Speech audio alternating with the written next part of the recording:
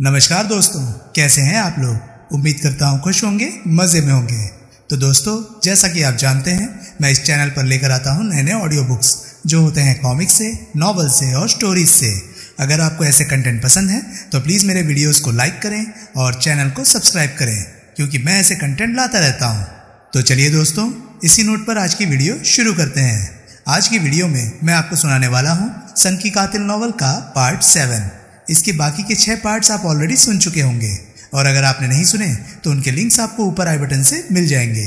तो चलिए दोस्तों, ज़्यादा देरी ना करते हुए शुरू करते हैं सन की कातिल नॉवल का पार्ट 7।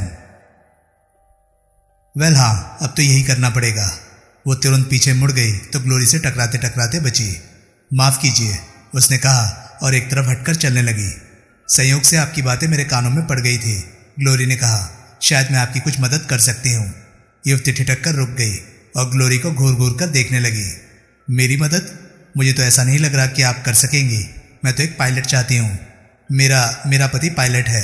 इस वक्त वो रेस्तरां में बैठा है। शायद। युवती की आंखें चमक उठी। अगर ये सच है तो बहुत खुशी की बात है, वो बोली। लेकिन मैं मियामी जा रही हूँ। उन्हें उस तरफ जाने में ऐतराज़ नहीं होगा?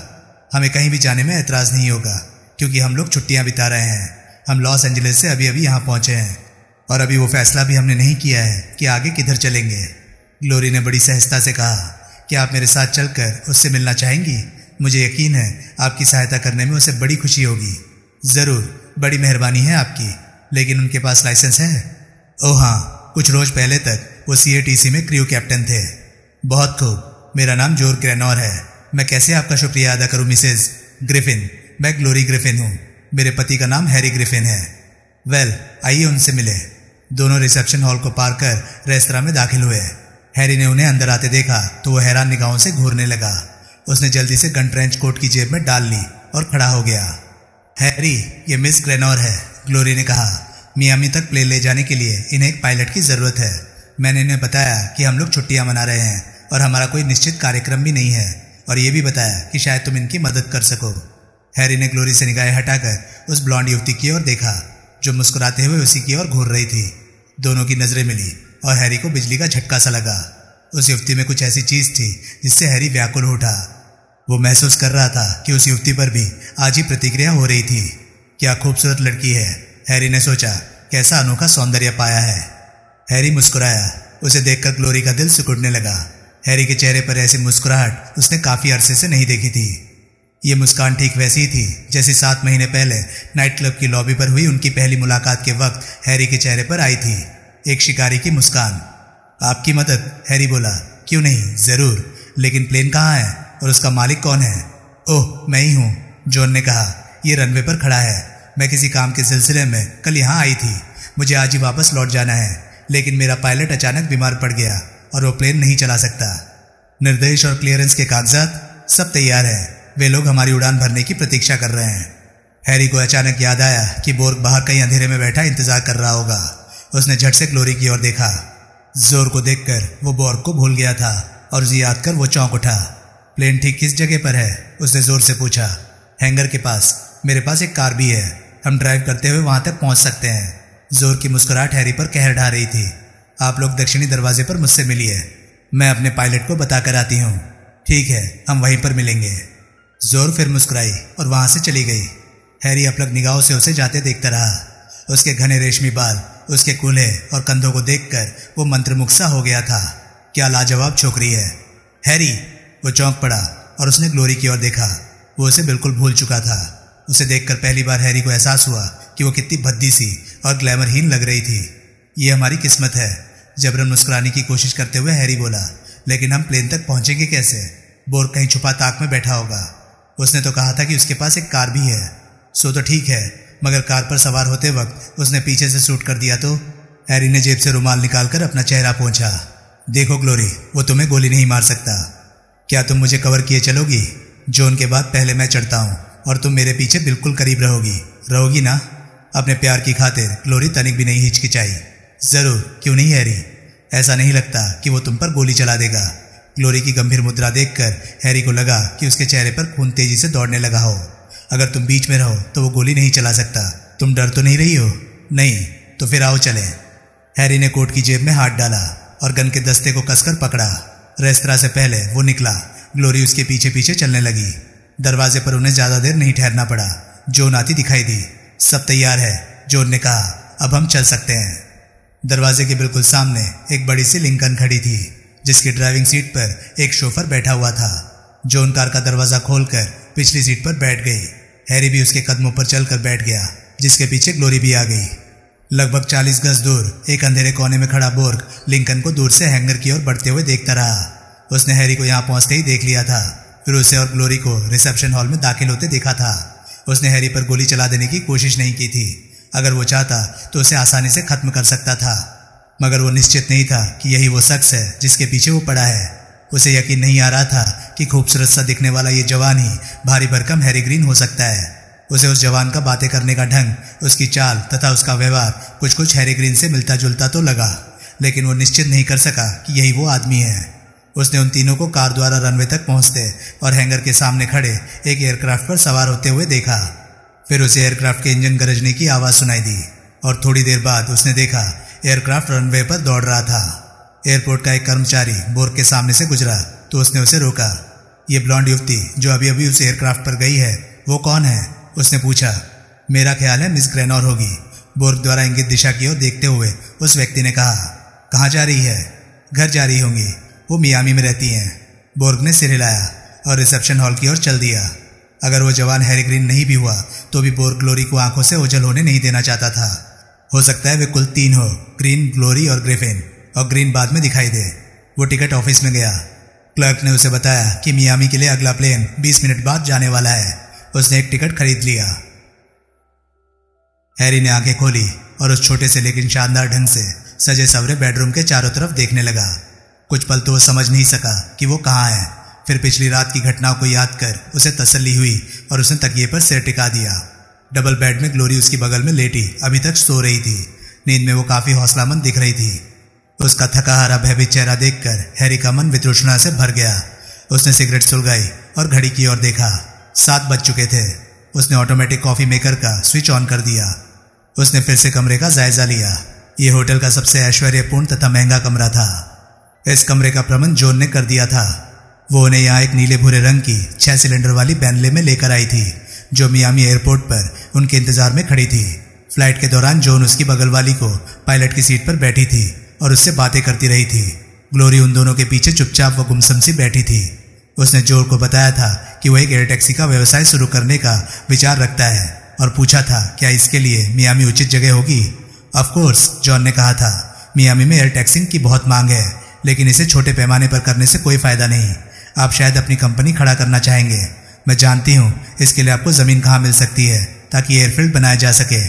मेरी योजना अभी इतनी बड़ी नहीं है, वो बोला था। मैं तो पहले 2 एयरक्राफ्ट से शुरुआत करना चाहता हूँ। इसके लिए मैं किसी कमर्शियल एयरपोर्ट पर जगह किराए पर ले सकता हूँ। ओ नहीं, जो उत्साहित स्वर में बोली थी। आपके पास कम से कम 1 दर्जन एयरक्राफ्ट होने चाहिए। 25 हो तो और भी अच्छा है, और आपका अपना एयरफील्ड होना चाहिए। इस किस्म के धंधे में बहुत सारे लोग दिलचस्पी ले सकते हैं। आपको सिर्फ इतना करना होगा कि उनसे पूंजी की रकम वसूल कीजिए और एकाधिकार अपने हाथ में रखिए। उसकी उत्साह देखकर हैरी की उत्तेजना बढ़ने लगी थी। आप जरूर अपनी कंपनी खड़ी कर लीजिए, ये कोई मुश्किल काम नहीं है। कुछ पूंजी के लिए मेरे बाप से आग्रह किया जा सकता है। तभी हैरी को पता चला था कि उसका बाप हावर्ड ग्रेनोर इस्पात और तेल का उद्योगपति था और देश भर के गिने चुने पूंजीपतियों में से एक था।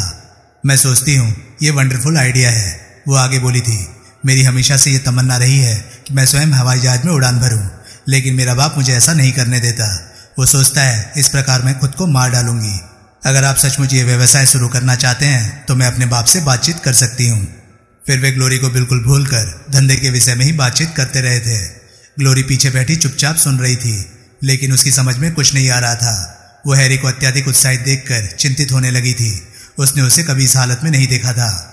जब वे मोटल में आ पहुंचे थे तो जॉन ने हैरी से कहा था कि वे दूसरे दिन भी मिलकर इस बारे में अधिक विस्तार से विचार विमर्श करेंगे।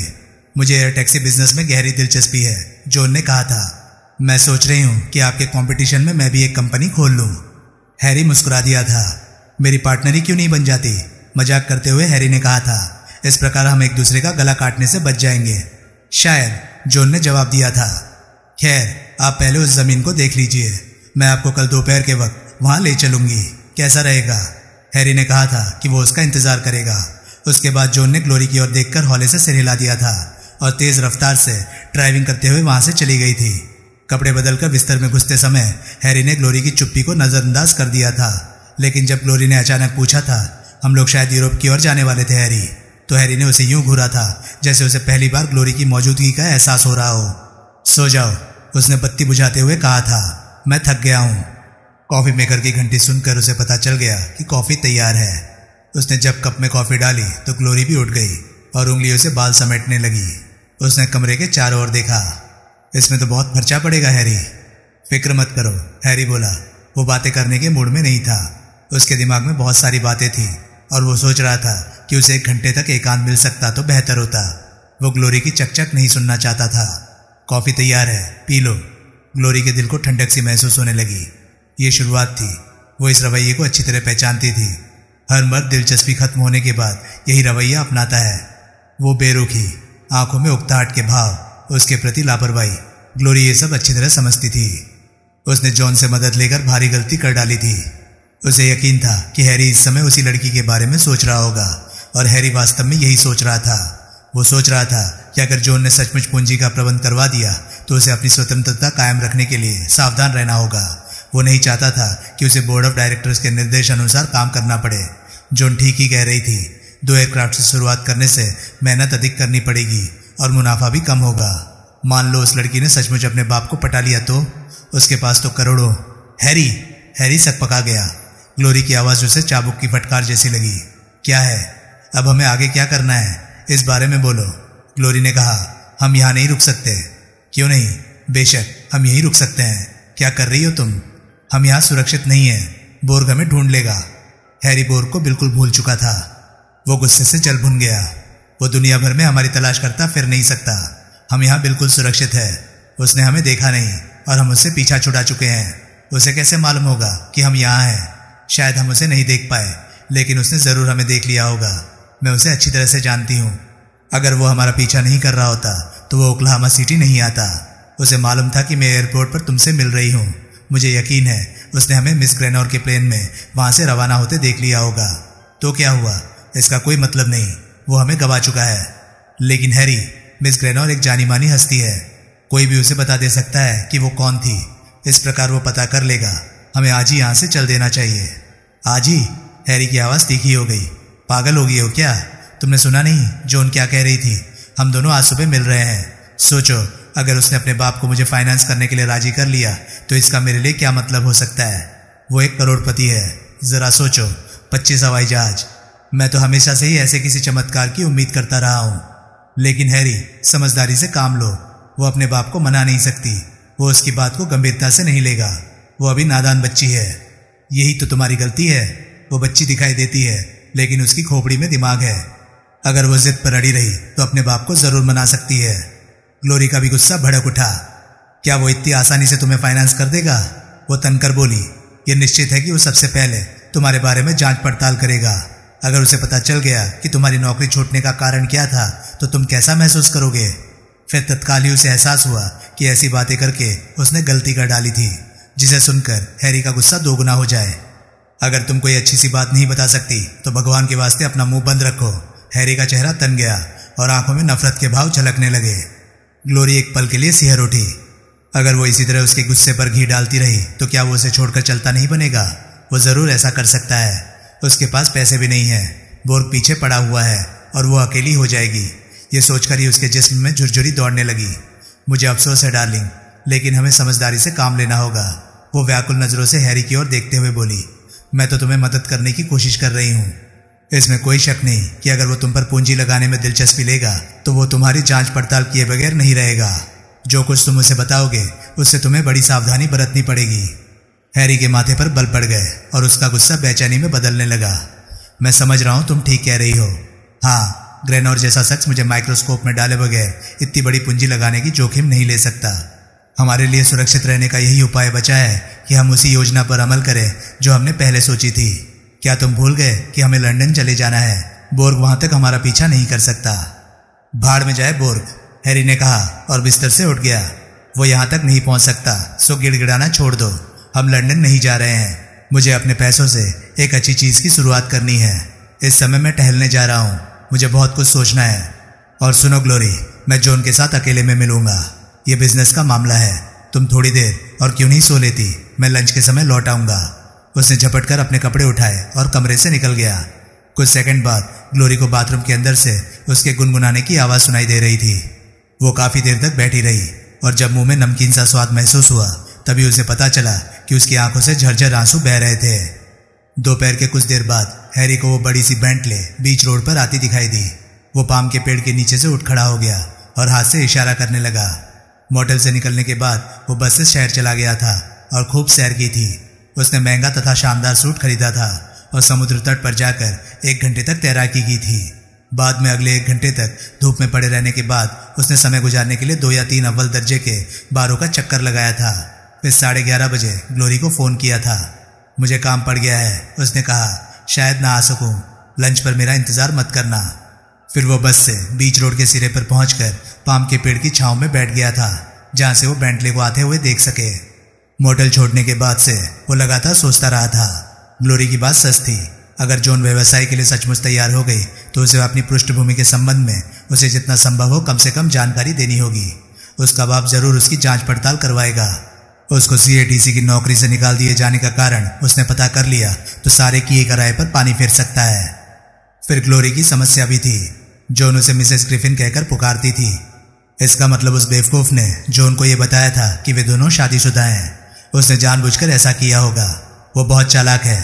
शायद जब उसे यह मालूम हुआ कि जॉन के सौंदर्य के सामने उसकी कोई तुलना नहीं हो सकती तो उसने स्वयं को मिसेस ग्रिफिन बताकर यह जताने का प्रयास किया होगा कि हैरी सिर्फ उसका है, कोई उसको हाथ न लगाए। लेकिन इस बात से कोई फर्क नहीं पड़ता। उसे ग्लोरी की कोई चिंता नहीं थी, वो उसे संभाल सकता है। उसने बिना किसी हिचकिचाहट के फैसला किया कि उन्हें अवश्य अलग हो जाना होगा। इस फैसले से जॉन का कोई संबंध नहीं, वो तो शायद नहीं भी आ सकती है। ग्लोरी और उसका अलग हो जाना खास तौर पर इसलिए भी जरूरी था कि अगर बोर्ग हाथ धोकर उनके पीछे पड़ गया है तो एक दूसरे से अलग होकर ही वे सुरक्षित रह सकते हैं। वैसे भी ग्लोरी जिंदगी भर उसके साथ चिपकी रहने की उम्मीद नहीं कर सकती। वो उम्र में उससे 5-6 साल बड़ी थी। उसने स्वयं को समझाने की कोशिश की कि ग्लोरी इस पर ऐतराज नहीं कर सकती। वो उसे अपने सभी पत्ते दिखा देगा और हकीकत बता देगा। वो समझ जाएगी, उसे $1000-2000 देकर चलता कर देगा। ग्लोरी के साथ सबसे अच्छी बात यह है कि वो जल्दी समझ जाती है। असली कठिनाई तो CATC की कहानी थी और फिर बोर्ग के मामले में वो कुछ नहीं कर सकता था। वो बस यही उम्मीद कर सकता था कि वो मोटा शैतान उसे खो चुका हो। अगर उसने उसे ढूंढ भी निकाला तो उसे रोकने के लिए हैरी उसके साथ मुकाबला कर सकता है। ये सोचते हुए हैरी ने मुंह बिचकाया। इस वक्त ऐसा सोच लेना बहुत आसान है क्योंकि बोर्ग इस समय 1000 मील दूर है, लेकिन असलियत में उसका मुकाबला करना कोई बच्चों का खेल नहीं है। वो एक पेशेवर हत्यारा है। हैरी सोच भी नहीं सकता कि वो उस पर काबू पा सकता है, लेकिन कुछ तो करना जरूरी था। उसने सोचा कुछ दौलत कमा लेने पर वो एक अंगरक्षक रख सकता है, कोई सकजान वो फुर्तीला निशानेबाज जो बोर्ग से निपट सके। हैरी को यह विचार जच गया। फिर उसे बेंटले आती हुई दिखाई दी और वो उठ खड़ा हो गया। तो जॉन सचमुच आ गई। इसका मतलब उसे धंधे की योजना में दिलचस्पी है। वो आगे बढ़कर कार के पास आया और मुस्कुराते हुए जॉन का स्वागत करने लगा। आज तो बिल्कुल आड़ू की तरह लग रही हैं आप, उसने कहा। गुस्ताखी माफ हो, लेकिन मैं ऐसा कहने से स्वयं को रोक नहीं पा रहा हूँ। आप इतनी सुंदर लग रही हैं कि खा जाने को जी ललचा रहा है। वास्तव में जॉन ऐसी ही खूबसूरत दिख रही थी। वो आधी बाजू वाला नीले व सफेद रंग का फ्रॉक पहने हुए थी। उसके भूरे बाल पीछे की तरफ नीले फीते से बंधे हुए थे। वो इतनी पाक और बेदाग लग रही थी जैसे सीपी के खोल से मोती निकल आया हो, और उसकी आंखें पारे की तरह चमक रही थी। सुनकर बड़ी खुशी हुई। लेकिन मिसेस ग्रिफिन कहाँ है? हैरी ने कार का दरवाजा खोला। क्या मैं अंदर बैठ सकता हूँ? बिल्कुल। हैरी उसके बगल में बैठ गया और उसने दरवाजा बंद कर लिया। क्या आपकी पत्नी नहीं आ रही है? हैरी ने सीधे उसकी आंखों की ओर देखा। यह ऐसी बात थी जिसके बारे में उसे सच्चाई बता देना तुरंत आवश्यक था। यह सुनकर शायद आप सक पका जाएंगी, उसने कहा, लेकिन वो मेरी पत्नी नहीं है। ऐसा कहकर उसने अपनी बेवकूफ़ी का परिचय दिया था। असलियत यह है कि वो मुझे लॉस एंजलिस में मिली थी। वो मुसीबत में थी, उसके पास पैसे नहीं थे और वो खुदकुशी करने पर आमादा हो गई थी। मुझे बड़ा दुख लगा। उसी पल मैंने उसे अपने साथ ले लिया। मैं चाहता हूँ कि वो अपने पैरों पर खड़ी हो जाए, अपनी स्थिति सुधार ले, फिर हम दोनों अलग हो जाएंगे। अच्छा? जॉन ने गहरी निगाहों से उसकी ओर देखा। मैं छुट्टियां मनाने की तैयारी में था, हैरी जल्दी जल्दी बोला, इसलिए उसे अपने साथ ही ले आया। हम दोनों के बीच कोई संबंध नहीं है। वो मेरे लिए कुछ मायने नहीं रखती। जॉन की भौहें तन गई। उसकी आंखों में उपहासपूर्ण भाव झलकने लगे। तो आप उसके रक्षक बड़े भाई की तरह व्यवहार करते रहे थे? हैरी झेप गया। वेल, विश्वास करने में यह कठिन लगता है, लेकिन सच्चाई यही है। मैं तो समझती हूँ कि वो आप पर मर मिटी है। आप गलत समझ रही हैं। हैरी ने सिगरेट का पैकेट निकालकर उसकी ओर बढ़ाते हुए कहा, वो मेरी एहसानमंद है, इससे ज्यादा और कुछ नहीं। अगर ये बात मुझे पहले मालूम होती तो मैं आप लोगों को उस मोटल में नहीं ले जाती। उनके पास सिर्फ एक रूम वाले केबिन उपलब्ध हैं, और वो भी सिर्फ विवाहित जोड़ों के लिए, जॉन ने कहा और हंसने लगी। हैरी बेचैनी महसूस करने लगा। छोड़ दीजिए इस बात को, मैं तो आपको सिर्फ ये बताना चाहता था कि मैं विवाहित नहीं हूँ। बाकी मेरा अपना मामला है। नहीं? जरूर, आप विवाहित नहीं हैं, ये बताकर आपने बड़ी कृपा की मुझ पर। ठीक है, अगर आप सच्चाई जानना चाहती हैं तो सुनिए। हम दोनों साथ रहे थे, लेकिन अब हम एक दूसरे से उकता चुके हैं और अलग होने वाले हैं। शुक्रिया, मैं हमेशा सच्चाई पसंद करती हूँ, मुस्कुराते हुए जॉन ने कहा। हैरी ने सिगरेट सुलगाई तो एक क्षण चुप्पी छाई रही। फिर वो बोला, उस जमीन को देख लेने के बारे में क्या ख्याल है, जिसके बारे में आप बता रही थी कि वहाँ एयरफील्ड बनाया जा सकता है? हाँ, आइए चले। जॉन ने कार स्टार्ट करके आगे बढ़ा दी। मुझे आपका प्लेन हैंडल करने का तरीका पसंद आया है। काफी देर की चुप्पी के बाद जॉन बोली, मेरे पायलट के मुकाबले आप कहीं ज्यादा काबिल हैं। आपकी पत्नी, मेरा मतलब आपकी दोस्त, मुझे बता रही थी कि आप CATC में पायलट रह चुके हैं। हैरी गुस्से से जल भुन गया। वो जॉन से इस बात को छुपाए रखना चाहता था कि वो CATC में नौकरी कर चुका है, लेकिन कमबख्त ग्लोरी ने उसे पहले ही बता दिया था। हाँ, जॉन की तरफ देखे बिना उसने कहा, उसका प्रेसिडेंट मिस्टर गॉडफ्रे मेरे बाप का अच्छा दोस्त है, आप उससे जरूर मिले होंगे। हाँ, मिल चुका हूँ। अगर ग्लोरी इस वक्त कहीं उसके आसपास होती तो हैरी जरूर उसका गला घोंट देता। ग्रेनोर और गॉडफ्रे आपस में परिचित थे। इसका मतलब अगर ग्रेनोर ने पूछताछ की तो हैरी बखूबी समझ रहा था कि गॉडफ्रे उसके बारे में कैसी बातें बताएगा। अगले आधे मील तक दोनों चुपचाप ड्राइव करते रहे। फिर जॉन अचानक हंसने लगी। उसने कार रोक दी। हैरी विंडशील्ड से बाहर देखता रहा। इस कदर घबराइए मत, मैं डैडी से ये नहीं बताऊंगी कि आप CATC में काम करते थे, ठीक है ना? हैरी सकपका गया और उसे घूरने लगा। क्या मतलब है आपका? जॉन उसका हाथ थपथपाने लगी। उसके स्पर्श से हैरी सनसनाहट महसूस करने लगा। मैंने आज सुबह मिस्टर हर्बटे को फोन किया था और आपके बारे में उससे बात की थी। हर्बटे, पर्सनल मैनेजर? हाँ, मैं जानना चाहती थी कि आप कैसे चरित्र के इंसान हैं। क्यों? अपने होने वाले पार्टनर के विषय में मुझे जानकारी नहीं हासिल करनी चाहिए? जॉन ने मुस्कुराते हुए कहा। हैरी ने सोचा, ये लड़की व्यवसाय के प्रति सचमुच गहरी दिलचस्पी ले रही है, लेकिन हर्बटे ने उसके बारे में क्या बताया होगा? हर्बटे उसका अच्छा दोस्त रह चुका है। उसने उसके विरुद्ध कोई ऐसी वैसी बात तो नहीं बताई होगी, मगर कुछ संकेत तो जरूर दिया होगा कि वो बिल्कुल पाक साफ व्यक्ति नहीं है। क्या आप कल रात से मेरी योजना को गहराई से ले रही थी? उसने शांत स्वर में पूछा। अगर आप सचमुच गंभीर है तो ये बात मेरे लिए बहुत महत्वपूर्ण है। ये कोई हंसी में उड़ा देने वाली बात नहीं है। जॉन तुरंत मायूस हो गई। मुझे अफसोस है, मैं बहुत मजाक पसंद लड़की हूँ, लेकिन बेशक मैं गंभीर हूँ। इसके बारे में मैं आधी रात तक सोचती रही थी। कई महीनों से मैं ये विचार कर रही थी कि कुछ करूँ। बेकार रहने में बोर हो चुकी हूँ। आपका एयर टैक्सी वाला आइडिया मुझे पसंद आ गया है। लेकिन आपके डैडी, वो भी चाहते हैं कि मैं कुछ करूँ। उनका ख्याल है कि हर एक के पास कोई काम धंधा जरूर होना चाहिए। वो मेरी मदद अवश्य करेंगे। हबर्ट ने मेरे बारे में आपको क्या बताया था? जॉन हंसने लगी। उसने ठीक वैसी ही बातें बताई जैसे मैं उम्मीद कर रही थी। उसने कहा कि आपके बराबर काबिल पायलट मिलना मुश्किल है। आप अपने काम को अच्छी तरह से जानते हैं और सभी लोग आपको पसंद करते थे। उसका विचार है कि जिस काम में आप दिलचस्पी रखते हैं उसमें आप जरूर कामयाब हो जाएंगे। हैरी ने राहत सी महसूस करते हुए लंबी गहरी सांस छोड़ी। बड़ी मेहरबानी है उसकी। और क्या कहा उसने? आप में थोड़ी अपराध भावना है, नहीं? उसने बताया था कि कभी कभी आप बहुत लापरवाह हो जाते हैं, शराब बहुत ज्यादा पीते हैं और औरत बहुत बड़ी कमजोरी है आपकी। उसने आपकी नौकरी छूटने की वजह भी बताई थी। उसने अपनी हंसी दबाने की कोशिश की मगर असफल रही। क्या कर दिया था आपने उस एयर होस्टेस के साथ? कोई असाधारण बात नहीं, हैरी छेंपते हुए बोला। अगर गॉडफ्रे हवाई जहाज में मौजूद ना होता, उसने हमें रंगे हाथों ना पकड़ लिया होता तो कुछ भी नहीं होता। लेकिन पकड़े जाने पर एयर होस्टेस को अपनी नौकरी बचानी थी, इसलिए उसने कह दिया कि मैं उसके साथ जबरदस्ती कर रहा था। जॉन ने सिर हिलाया। हर्बर्ट ने यही बताया था। क्या औरतें आपकी कमजोरी है? सभी नहीं, हैरी उसकी ओर देखते हुए बोला। जवान और ब्लॉन्ड औरतों से मैं बहुत प्रभावित हो जाता हूँ। जॉन उसका अध्ययन करने लगा। अगर उनके बाप अमीर ना हो तब भी? हैरी का चेहरा तन गया। ये बात बहुत घटिया है, नहीं? शायद, लेकिन ये बड़ी समझदारी का सवाल है। ये तो उस ब्लॉन्ड औरत पर निर्भर करता है, हैरी ने कहा। उसने सुनसान तथा लंबी सड़क की ओर देखा, फिर कुछ सटकर बैठा। अगर तुम्हारे जैसी उसकी आंखें भी भूरी हो और तुम्हारे जैसे प्यारे प्यारे खूबसूरत होंठ हो तो दौलत का सवाल पैदा नहीं होता। हैरी जॉन की तरफ झुका। जॉन पीछे नहीं हटी। उनके चेहरे बिल्कुल करीब हो गए। काश मैं तुम्हारी बातों पर यकीन कर सकती, जॉन बोली। हैरी ने उसके होंठों पर अपने होंठ रख दिए। वे कई क्षणों तक उसी हालत में रहे। जॉन की जीभ हैरी के दांतों से टकरा रही थी और हैरी उसकी गर्म सांसों को अपने गले में महसूस कर रहा था। इस आग्नेय चुंबन से उनका दिलो दिमाग झंझना उठा। फिर जॉन ने उसके सीने पर हाथ रखकर उसे परे धकेल दिया। तुम्हें पहली बार देखते ही समझ गई थी कि यह सब होना है, अस्थिर स्वर में जॉन ने कहा। उसका बदन कांप रहा था और आंखों में पराजय के भाव झलक रहे थे। मैं उम्मीद करती हूँ कि हम किसी झमेले में फंस नहीं जाएंगे।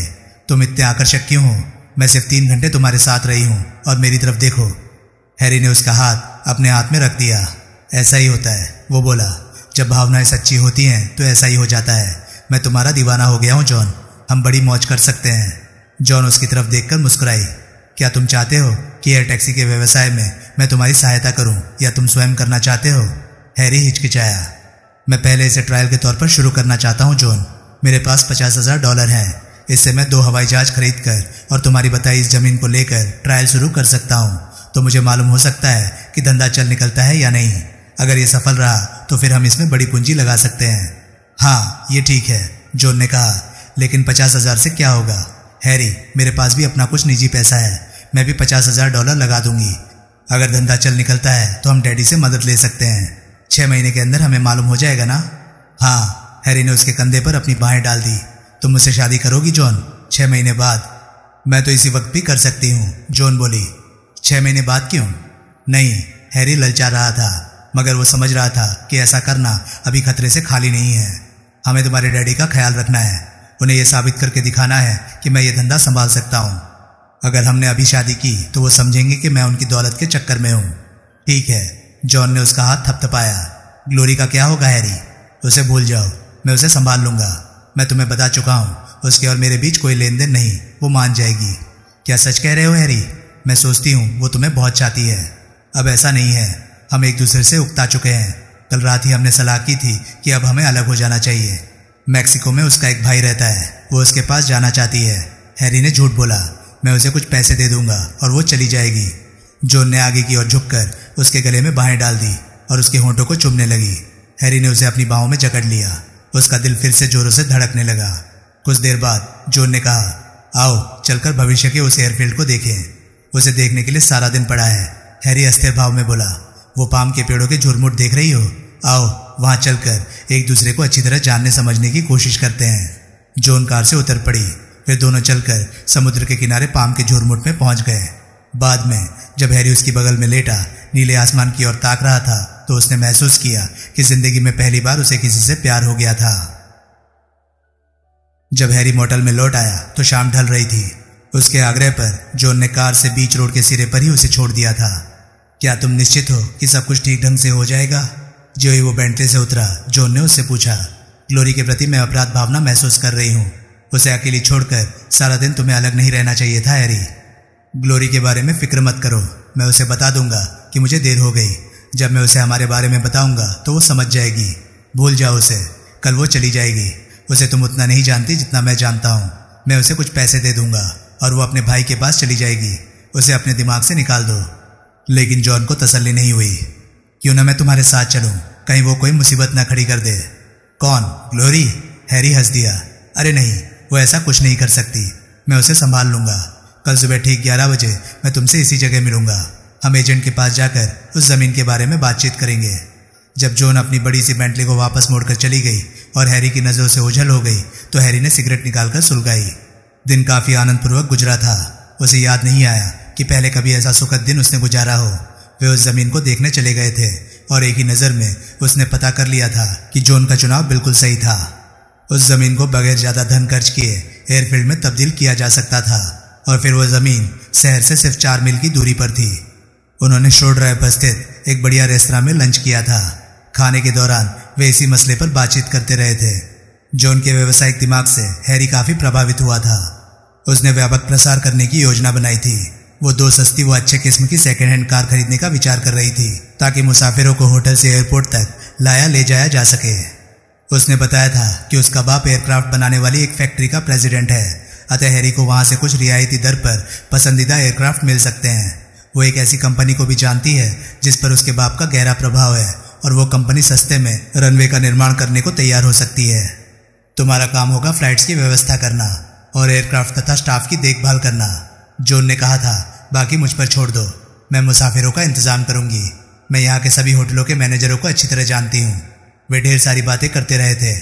रेस्तरां से निकलने के बाद कार में बैठकर भी वे बातचीत करते रहे थे। जब सूरज पश्चिम दिशा में ढलने लगा तभी जॉन को याद आया कि उसे घर में काम है। जॉन की बेंटले आंखों से ओझल हो जाने के बाद हैरी वापस मोटल की तरफ बढ़ने लगा तो वो असमंजस में था। जॉन के साथ ग्लोरी के बारे में बातें करते समय उसने आसानी से कह दिया था कि वो ग्लोरी को संभाल लेगा। इस समय वो महसूस कर रहा था कि उसे वास्तव में ग्लोरी से छुटकारा पाना है और ये काम उसे आसान नहीं दिखाई दे रहा था। उसने स्वयं को तसल्ली दी कि ग्लोरी स्थिति की नजाकत को समझ लेगी। उसे जरूर समझना होगा। हैरी ने मन ही मन फैसला किया कि उसके और जॉन के बीच के संबंध के बारे में ग्लोरी को संदेह न होने पाए। वो समझदार लड़की है और समझ जाएगी कि बोर्ग की वजह से उन दोनों का अलग हो जाना ही उचित है। वो जरूर बोर्ग की बात पर ज्यादा दबाव डालेगा। जब वो केबिन के सामने पहुंचा तो उसे ये देखकर कुछ राहत सी महसूस हुई कि केबिन अंधेरे में डूबा हुआ था। उसने सोचा शायद ग्लोरी कहीं बाहर चली गई होगी। उसे संतोष हुआ कि इस प्रकार उसे सोचने के लिए थोड़ा वक्त मिल गया है। उसे खुद मालूम नहीं था कि वो किस प्रकार ग्लोरी को संभाले। वो केबिन का दरवाजा खोलकर अंदर दाखिल हुआ, फिर दरवाजा बंद कर बत्ती का स्विच टटोलने लगा। बत्ती मत जलाओ, अंधेरे में से ग्लोरी की आवाज सुनाई दी। वो खिड़की के पास कुर्सी पर बैठी हुई थी। सफेद दीवार के सामने हैरी को उसकी आकृति का आभासी मिल रहा था। ग्लोरी की आवाज का टोन सुनकर हैरी बेचैन सा हो उठा। आवाज ग्लोरी की जैसी नहीं सुनाई दे रही थी, जैसे वो किसी अजनबी की आवाज हो। अंधेरे में बैठी क्या कर रही हो? हैरी ने तीखे स्वर में पूछा। उसने स्विच ऑन कर दिया और जोर से लात मारकर दरवाजा बंद कर दिया। अगर ग्लोरी कोई बखेड़ा खड़ा करने की सोच रही है तो वो उससे पीछे नहीं रह सकता। उसका विश्वास था कि लड़ाई में पहला वार करने वाला ही विजयी होता है। कमरे में उजाला फैलते ही उसने ग्लोरी की ओर देखा। उसके चेहरे को देखकर बढ़ रहे गुस्से के बावजूद हैरी को धक्का सा लगा। ग्लोरी का चेहरा ताजे गिरे बर्फ की तरह सफेद पड़ गया था। आंखें इतनी धंस गई थी कि दिखाई नहीं दे रहा था। उसकी चमड़ी सिकुड़कर झुर्रीदार हो गई थी और वो बूढ़ी औरत जैसी दिख रही थी। वो उसे पूछने ही जा रहा था कि क्या बात है, मगर उसने अपने आप को रोक लिया। इस समय ग्लोरी को झगड़ा करने का मौका देना दुर्भाग्यजनक साबित हो सकता था। मुझे अफसोस है कि मैं जल्दी वापस नहीं आ सका, उसने कहा। मुझे काम पड़ गया था, बहुत सारे काम थे। उसने एक सिगरेट सुलगाई और माचिस की तिल्ली फायरप्लेस पर डाल दी। ग्लोरी कुछ नहीं बोली। हैरी उसके पास ही दूसरी कुर्सी पर बैठ गया और जमाई लेने लगा। उसने अनुभव किया कि ये उनके अलग हो जाने की बात छेड़ने का उचित समय नहीं था। भलाई इसी में थी कि फिलहाल वो ग्लोरी के सामने नम्रता से पेश आए। डिनर के बाद वो बात छेड़ सकता था। बेहतर है कुछ खाने का प्रबंध करो, हैरी बोला। तुम सारा दिन क्या करती रही थी? क्या तैरने चली गई थी? ग्लोरी ने उसकी तरफ सिर घुमाया और दोनों की नजरें टकराई। हैरी के जिस्म में फिर से एक सनसनी दौड़ गई। ग्लोरी ने कभी उसे ऐसे शून्य निगाहों से नहीं घूरा था। प्यार का जो जज्बा उसकी आंखों में हमेशा दिखाई देता था वो अब वहां नहीं था। नहीं, मैं तैरने नहीं गई थी, ग्लोरी ने सख्त वो ठंडी आवाज में कहा। चली जाती तो तुम्हारे लिए अच्छा होता। चलो अब खाना खा लेते हैं, मुझे भूख लगी है, तुम्हें नहीं है? वो कैसी निकली हैरी? ग्लोरी ने शांत स्वर में पूछा। क्या वो तुम्हारी उम्मीद के मुताबिक खरी साबित हुई? हैरी सक पका गया। क्रोध की तेज लहर उसके तन बदन में दौड़ गई। क्या मतलब? उसे प्राप्त करके तुम पूरी तरह संतुष्ट हो गए थे? क्या तुम्हें तृप्ति मिली थी? हैरी उछलकर खड़ा हो गया। चुप रहो, वो गुर्रा उठा। मैं ऐसी बातें नहीं सुनना चाहता। क्यों नहीं सुनना चाहते? तुम्हें तो हमेशा अपनी मर्दानगी पर घमंड था। मैं क्यों नहीं पूछ सकती कि उसने तुम्हें संतुष्ट कर दिया या नहीं? मैं तुम्हें कह रहा हूं, बकवास बंद करो। मुझे मत बताओ कि तुम्हें उससे प्यार हो गया है, ग्लोरी ने कहा। इस बात पर मैं यकीन नहीं कर सकती। मैं सोचती हूँ जिस इकलौते शख्स से तुम्हें प्यार है वो तुम खुद हो। वो तो तुम्हारे लिए सिर्फ एक नई ताजी और जवान लड़की है जिससे तुम्हें मेरे बदले नया स्वाद मिल सकता है।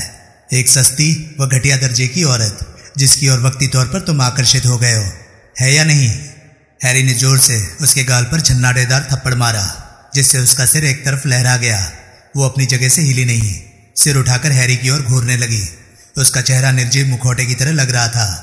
मैंने तुम्हें चुप रहने के लिए कहा था, हैरी उसके सामने खड़ा होकर बोला। तुम यही चाहती थी और तुम्हें यह मिल गया, ठीक है? अब सुनो, मैं तुम्हें बात थोड़ी नरमी से बताना चाहता था, लेकिन अब भाड़ में गई नरमी। अब हमारा रिश्ता खत्म। तुम अपना सामान बांधो और यहां से चलती बनो। मैं तुमसे हमेशा के लिए अलग हो जाना चाहता हूं। मैं तुम्हें $1000 दे दूंगा और तुम यहाँ से दफा हो जाओगी, समझ गई? ग्लोरी ने उसकी ओर देखा।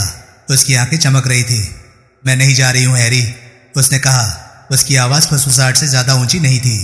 तुम जाओगी और बिल्कुल जाओगी, हैरी बोला। तुम्हें इस सच्चाई से सामना करना होगा कि अब हम दोनों का एक दूसरे से मन भर गया है। अब यहाँ ठहरने का तुम्हारा कोई मतलब नहीं होता। दूसरी ओर यहाँ से चली जाने में ही तुम्हारी भलाई है। अगर बोर्ग हमारे पीछे पड़ा हुआ है तो हम दोनों का एक दूसरे से अलग हो जाने के सिवाय सुरक्षित रहने का दूसरा रास्ता नहीं है। आज की रात यहीं रह लो, मैं कोई दूसरा केबिन ले लूँगा, लेकिन कल सुबह तुम्हें मियामी छोड़ देना होगा। मुझे कोई परवाह नहीं कि तुम कहाँ जाती हो, लेकिन जाओगी ज़रूर। तुम्हें कोई दूसरा आदमी मिल जाएगा। जब तक वो तुम्हारे लिए कुछ करे तब तक अपना काम चलाने के लिए तुम्हारे पास $1000 होंगे। ग्लोरी के चेहरे की मांसपेशियों में तनाव फैलने लगा। तुम मुझसे पीछा नहीं छुड़ा सकते, ग्लोरी ने फुसफुसाहट भरी आवाज में कहा। मैं नहीं जा रही हूँ। ग्लोरी की आंखों में साधारण चमक देखकर हैरी बेचैन हो उठा। बेवकूफ मत बनो, जब यहाँ तुम्हारी जरूरत नहीं रह गई है तो तुम क्यों यहाँ रहना चाहोगी? ग्लोरी कुछ नहीं बोली। सुनो, क्या तुम ये नहीं समझ सकती कि मैं तुमसे उकता गया हूँ? आवाज ऊंची करते हुए हैरी बोला। तुम शायद ऐसा सोच सकते हो, मगर सच्चाई ये है कि तुम मुझसे इतनी जल्दी उकता नहीं सकते। देखो, मैं तुमसे क्रोध में आपा भूल जाना नहीं चाहता। अब कहानी खत्म समझो। मैं आज रात तुम्हें यहाँ छोड़ जाता हूँ। सुबह होते ही तुम्हें यहाँ से चल देना होगा। मुझे अब अपनी जिंदगी के बारे में कुछ सोचना होगा और उसमें तुम्हारे लिए कोई जगह नहीं है। पहले तो थी, नहीं? उसे भूल जाओ, हैरी अधीरता से बोला। जो बीती सो बीती, वो सब मुझे याद मत दिलाओ ग्लोरी। तुमने मेरे साथ खूब मजे किए, मैंने तुम्हारे साथ किए। हमारा हिसाब बराबर चुकता हो गया है। अब उसे याद करके परेशान होने से क्या फायदा? और फिर तुम्हारे साथ कोई पहली बार तो नहीं हो रहा है। तुम्हारा दोस्त डेलानी भी एक दिन तुमसे तंग आ गया था। ऐसे और भी थे, नहीं? तुम्हारे लिए नया तजुर्बा तो है नहीं और तुम अच्छी तरह जानती हो। अब ये बात मान जाओ और चुप रहो। क्या एक सिगरेट मिल सकती है? तुम्हारे इंतजार में मेरी सारी सिगरेटें खत्म हो गई। ऐसा कहकर ग्लोरी ने हैरी को हैरत में डाल दिया। हैरी ने अपना पैकेट उसकी ओर फेंक दिया। मैं यहाँ से जा रहा हूँ, हैरी ने कहा और वार्डरोब की ओर मुड़ गया। फिर दरवाजे खोलकर उसने अपने 2 सूट निकाले। मुझे ऐसा तो नहीं कहना चाहिए, ग्लोरी बोली, लेकिन तुम्हें कपड़े वापस रखने पड़ेंगे। तुम आज रात यहाँ से नहीं जा रहे हो। हैरी चकरा सा गया। तुम्हारा मतलब तुम जा रही हो? नहीं, मैं भी नहीं जा रही हूँ। हम दोनों यहीं ठहरेंगे और हम शादी करने जा रहे हैं हैरी। हैरी को लगा जैसे उसके चेहरे से खून निचुड़ गया हो। वो गुस्से से इतना भर गया था कि उसकी इच्छा हो रही थी कि ग्लोरी की पिटाई शुरू कर दे, लेकिन वो स्वयं को रोके रहा। क्या बक रही हो? पागल हो गई हो क्या? हम सिर्फ शादी करने नहीं जा रहे हैं, बल्कि एयर टैक्सी के व्यवसाय में पार्टनर भी बन रहे हैं। अपनी स्वार्थी जिंदगी में पहली बार तुम वो करोगे जो तुम्हें करने को कहा जाएगा। हैरी स्थिर खड़ा रहा। जरूर तुम्हारा दिमाग खराब हो गया है जो ऐसी बेतुकी बातें कर रही हो, रूखी आवाज में वो बोला। अब हमारा किस्सा खत्म हो गया। मैं दोबारा तुम्हारी सूरत भी नहीं देखना चाहता। ग्लोरी मुस्कुराई। उस मुस्कुराहट में कुछ ऐसी चीज थी जिसे देखकर हैरी की रीढ़ में ठंडी झुरझुरी दौड़ गई। तुम समझ नहीं रहे हो हैरी, तुम्हारे सामने अब कोई रास्ता नहीं है। जो मैं कहती हूँ, अगर तुम वो नहीं करोगे तो मैं फोन करके पुलिस को बता दूंगी कि वे हैरी ग्रीन को कहाँ दबोच सकते हैं। केबिन की खुली खिड़की के सामने बाहर अंधेरे में दीवार से कान सटाए खड़े बोर्ग को ग्लोरी की आवाज साफ सुनाई दी। जो मैं कहती हूँ, अगर तुम वो नहीं करोगे तो मैं फोन करके पुलिस को बता दूंगी कि वे हैरी ग्रीन को कहाँ दबोच सकते हैं।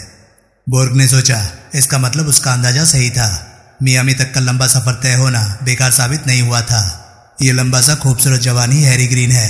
हालांकि वो दिन भर उसकी निगरानी करता रहा था, लेकिन इस बात से निश्चित नहीं हो सका था कि वही हैरी ग्रीन है। उसके चेहरे पर क्रूर मुस्कान फैलने लगी। उसने सोचा, ये उस लंबे तथा थकावटपूर्ण दिन का संतोषजनक समापन था। वो एयरपोर्ट के नजदीक वाले अपने होटल से उस दिन सुबह तड़के ही निकला था और उसने किराए की एक कार ले ली थी। टेलीफोन बुक से उसने ये पता कर लिया था कि ग्रेनॉर नाम की लड़की कहाँ रहती है। वो ड्राइव करता हुआ फ्रैंकलिन रूजवेल्ट बोulevard पर स्थित ग्रेनॉर के निवास स्थान पर पहुंच गया था और फाटक के पास कार खड़ी कर दी थी। फिर उसे काफी लंबी प्रतीक्षा करनी पड़ी थी। 11:15 से पहले वो भूरी नीली बेंटली दिखाई नहीं दी थी। उसका पीछा करने में उसे कोई कठिनाई नहीं हुई थी। उसने जॉन और हैरी को मिलते हुए देखा और एक सुरक्षित दूरी रखते हुए उन दोनों का पीछा किया था। एक शक्तिशाली फील्ड ग्लास की सहायता से उसने उन्हें क्रीड़ारत होते देखा था और सारा दिन उनका पीछा करता रहा था। शाम को जब वे एक दूसरे से अलग हो गए तो वह हैरी का पीछा करता हुआ मोटल तक पहुंचा था, फिर केबिन तक। उसने ग्लोरी और हैरी के बीच की बातचीत का एक एक शब्द सुन लिया था। ग्लोरी ने जब हैरी की सिट्टी पिट्टी गुम कर दी तो उसका जी चाह रहा था कि वो खिड़की का पर्दा हटाकर हैरी का चेहरा देख ले। लंबे क्षणों तक हैरी को यूं लगा जैसे उसे लकवा मार गया हो। ग्लोरी की बात सुनकर उसका दिमाग सुन्न हो गया था। फिर उसने धीरे से अपने कपड़े वापस वार्डरोब में रख दिए और दरवाज़ा बंद कर दिया। वो बिस्तर पर इस प्रकार धड़ाम से बैठ गया जैसे उसकी टांगें जवाब दे गई हो। उसका चेहरा पसीने से तर हो रहा था। उसने जलती निगाहों से ग्लोरी को घूरा। ग्लोरी ने उसकी ओर नहीं देखा। उसका चेहरा कागज की तरह सफ़ेद पड़ गया था और तनावपूर्ण था। वो कांप रही थी और सिगरेट सुलगाने में उसे कठिनाई हो रही थी। बरसों से मैं एक डरपोक और नीरी बेवकूफ़ औरत की तरह व्यवहार करती रही, वो अस्थिर मगर शांत स्वर में बोली। कई मर्दों में अपना प्यार लुटा लुटा कर अपनी खुशी हासिल करने की कोशिश करती रही। वे मुझे प्यार करते रहे, इसके लिए मैंने हर चंद कोशिश की, लेकिन फिर भी देर सवेर वे मुझसे ऊब जाते थे और मुझे छोड़ जाते थे। ये शायद मेरी ही गलती थी। मैं सोचती हूँ शायद ये सब इसलिए होता रहा क्योंकि मैंने अपने बारे में कभी नहीं सोचा। उन्हें खुश करने के लिए मैंने हर संभव प्रयत्न किया, उनकी इच्छाओं का हमेशा ख्याल रखा और अपनी इच्छाओं को बलि देती रही। अब मैं समझ रही हूँ कि ये कितनी दुर्भाग्यजनक बात थी। किसी ने मेरी कभी कद्र नहीं की। वे सभी मुझे एक डरपोक और अहमक औरत समझते थे, जिसके साथ जब जी चाहा संबंध बनाया और जब जी भर आया तो छोड़ दिया। जब मैं तुमसे मिली थी तब भी मुझे यकीन नहीं था कि हमारा साथ लंबे अरसे तक चल पाएगा। मैं तो उस क्षण की प्रतीक्षा कर रही थी जब काफ़ी लोगों की तरह तुम भी मुझे ठुकरा दोगे। फिर जब तुमने मुझे डकैती की अपनी योजना बताई और मुझसे मदद मांगी तो मैं सोचने लगी कि तुम सच्चे ईमानदार हो और वास्तव में मुझसे प्यार करते हो। तुम्हारे लिए मैंने जो कुछ किया, बेन की ओर से बेइज्जती सही, उसके बाद यानी तुम्हें हैरी ग्रीन के रूप में बदल देने के बाद मैं सोचने लगी थी कि मैं भी थोड़ी इनायत बख्शी जाने की हकदार हूँ। जब तुमने मुझे बताया था कि तुम हत्या के मामले में फंस गए हो तब भी मैं तुम्हारा साथ देने से तनिक भी नहीं हिचकिचाई, क्योंकि मैं समझती थी कि तुम मेरे हो और मैं तुम्हारी। तुम चाहे जो कुछ करो, लेकिन मैं तुम्हारे साथ ही रहना चाहती थी। तो दोस्तों, ये था सन की कातिल नॉवल का पार्ट 7। ये पार्ट आपको कैसा लगा प्लीज़ कमेंट सेक्शन में अपनी राय मुझे ज़रूर बताएं। और हाँ, अगर आपको मेरे वीडियोस पसंद आ रहे हैं तो प्लीज़ उन्हें लाइक कीजिए और चैनल को सब्सक्राइब कीजिए, क्योंकि ऐसे कंटेंट मैं लाता रहता हूँ। तो चलिए दोस्तों, मैं मिलता हूँ अब आपसे अगली वीडियो में। तब तक के लिए नमस्कार, गुड बाय, सेफ रहिए, खुश रहिए, मज़े करिए।